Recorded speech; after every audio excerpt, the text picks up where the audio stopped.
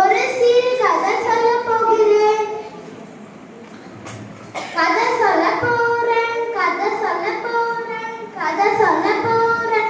உங்க நல்ல நான் கதை சொல்ல போறேன். நட்பு என்ற மூலத்தாற்றில் தான் இந்த உலகம் இயங்குகிறது.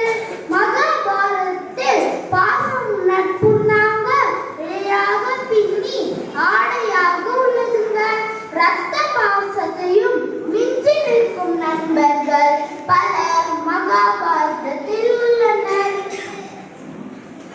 நட்பு இப்படி ஒரு அற்புதமான விஷயத்தை மகாபாரத கதையின் மூலம் நான் விளக்கமாக சொல்லவா? தர்மர் பீஷ்மர் கிட்ட போய் நட்பை பத்தி தெளிவாக சொல்லுவேன் என்று கேட்க, அதுக்கு பீஷ்மர் ஒரு அழகான கதை சொல்றாரு. அது ஒரு மிகப்பெரிய வனம். அதில் பல நூற்றாண்டுகளாக ஒரு வயதான மரம் இருக்கு. அது மிகப்பெரிய அளவுல இருக்கிறதுனால அந்த காட்டில் இருக்கு விலங்குகளுக்கு வீடு அதுதான், பறவைகளுக்கு கூடு அதுதான். அந்த ஆலமரத்துக்கு அடியில மான்கள் கொஞ்சம் மேய்ஞ்சுக்கிட்டு இருந்ததுங்க. அந்த பக்கமாக ஒரு வேடன் வரான். அந்த மானை பார்த்து குறி வைக்கிறான். அந்த வேடனுடைய அம்பல கூர்மையான முனையில் மிக கொடிய நஞ்சு விஷத்தை தடவி இருக்காங்க. குறி வச்சு அந்த மானை பார்த்து அம்பி வைக்கிறான். நேரா அந்த அம்பு ஆலமரத்துல ஒரு கிளையில் போய் குத்தி இருந்துச்சுங்க. அந்த அம்பில் இருந்த விஷமானது மரத்திற்குள்ளே சென்று விட்டதுங்க. ஒரு வாரம் ஆச்சு, 10 நாள் ஆச்சுங்க. அந்த மரத்துல இருக்க இலையெல்லாம் கொட்ட ஆரம்பிச்சிருச்சுங்க.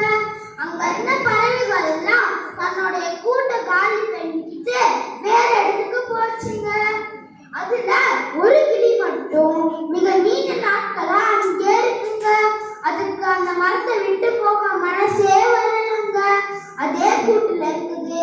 ஏக்கமா அந்த மரத்தையே பார்க்குது.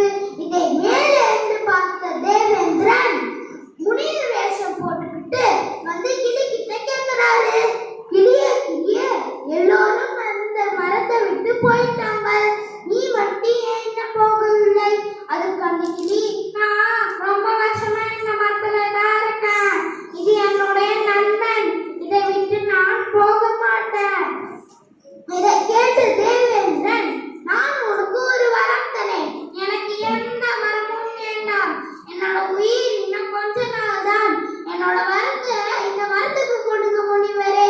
இந்த மரம் இருந்தா பறவைகளும் விலங்குகளும் சந்தோஷமா வாழும்.